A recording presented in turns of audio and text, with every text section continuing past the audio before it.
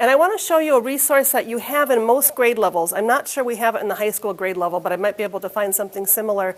And we've called it a tracking, let's see, we've called it, I want in text.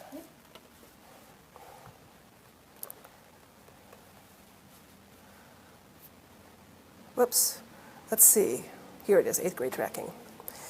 So you have these in your Google folders by grade levels. Basically, and we stole this, I think, from Kansas. And so on the left side column, basically you have your standards. And so when I was writing my mini lesson, I kept thinking, where would this fit on my calendar? And I discovered something like this, and my secretary and I kind of designed this by putting in the mini lessons. So this is electronic device that you have that's similar to what I just showed you with the sticky notes. This is only a tool, but it's one more place where you have the standards listed and you can think about where things work. And then Erin, last night, because she didn't have anything else to do, Erin, which am I looking for? Erin created an 8th grade grammar calendar. And colleagues, it's not perfect, and you're going to want to make your own. so I'm going, Erin, you want to come talk about this, and I'll just stand close to you? Okay. You want to take that one? Yeah, maybe you should just take that one. Okay. Actually.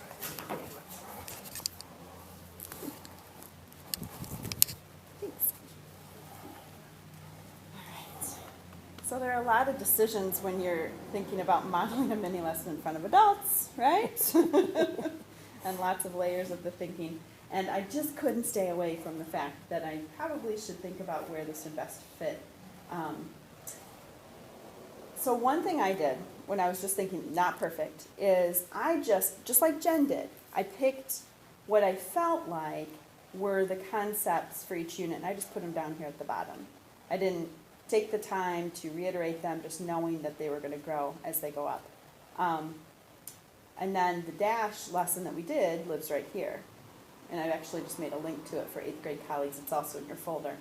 But this was the second time that this concept had been taught. So the first time was back here in the revision of the first unit.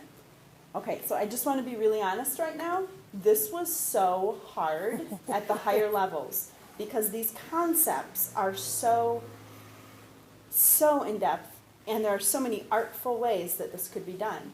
Some of the things I was thinking was, okay, an argument paragraph, would it be better to stay with the standard that's about the punctuation in 2 lessons in a row? Would that feel right for 8th graders to try one piece of punctuation, then try another? Or, because there's so much that has to do with verbals and verb tense and verb mood in 8th grade, that's the big theme, do I want to spread that out throughout the year? So we're coming back to that each unit.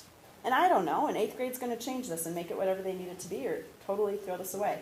But I ended up revising a couple different times because of thinking through, okay, students probably need repetition across the year.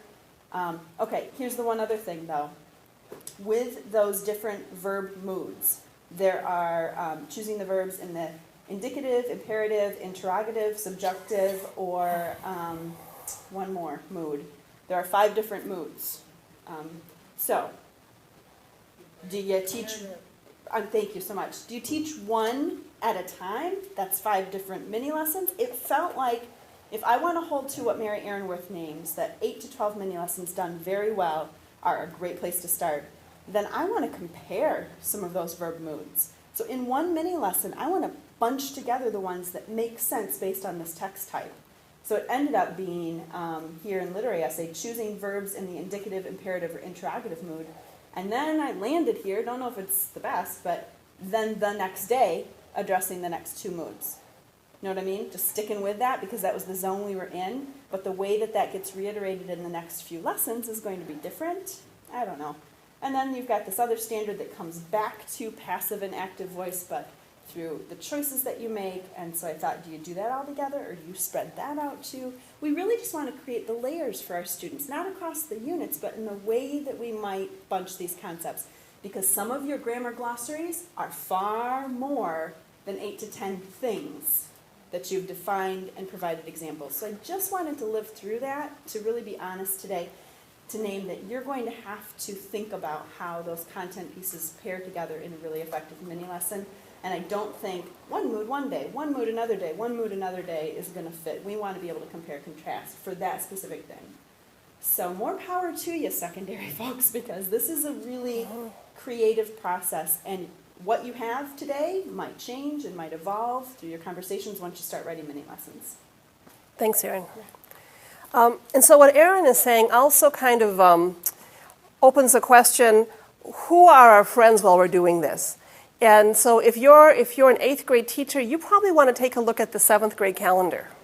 If you're, and probably the 9th grade calendar. So you may want to do some visiting back and forth within groups and also looking at the standards to see what is emphasized before you and after you also. And look at it in Google. And you can look at it in the Google Docs. Yeah, and you can copy mini lessons. So you can, we want to shamelessly steal from each other, from what's gone before. Truly, truly, there's no sense reinventing things. So you have mini lessons so far from Erin and I. I think there's one in progress from Amy. Very in progress. Very in progress. Wait till tomorrow. Yeah. But once you see But the you don't have to write that one. I mean, it'll be done for you. Right. You don't have to write adjectives. Right. 2nd grade. There you go. So the compound sentence one that I did doesn't necessarily live just within 4th grade. There's probably other grade levels where you could change up the text, add some more of the fanboys, more coordinating conjunctions, and boom, you've got an 8th grade lesson. So it depends what your standards say. So feel free to inform yourself from other grade levels and from other things that are in there. There's other mini lessons in the Everyone folder, I believe. A couple other ones there, and semicolons for 9-10. So, what questions might you have about creating your grammar calendars today?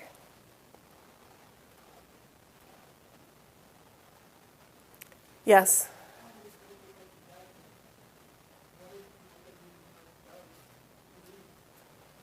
What if nobody in the group does the MESA units?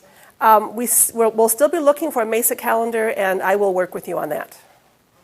That's one reason why I chose the grade levels that I chose, because I was thinking that we had some groups in here. But there is someone who's adding in your group today who does. Oh, Michelle Wave. Oh, I'm 12. So, okay. 12th grade. Yeah. I used to be 12. Okay. Other questions, concerns? If you want to do the sticky note, we have plenty of chart paper here that you can take from us when you do go off to your groups.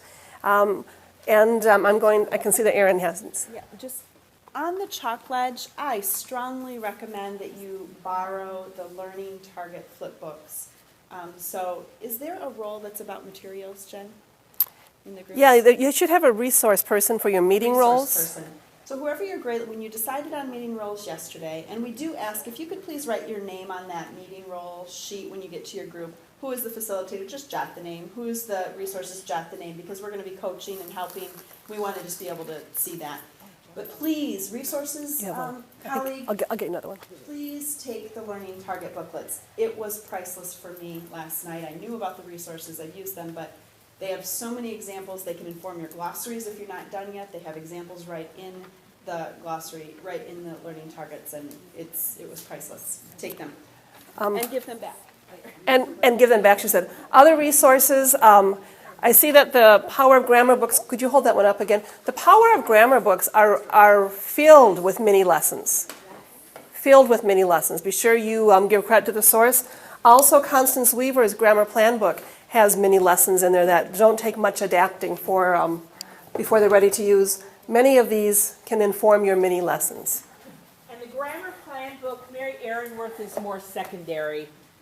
Mary Aaronworth is more. Oh, I'm sorry. The Power of Grammar, Mary Aaronworth, is more secondary.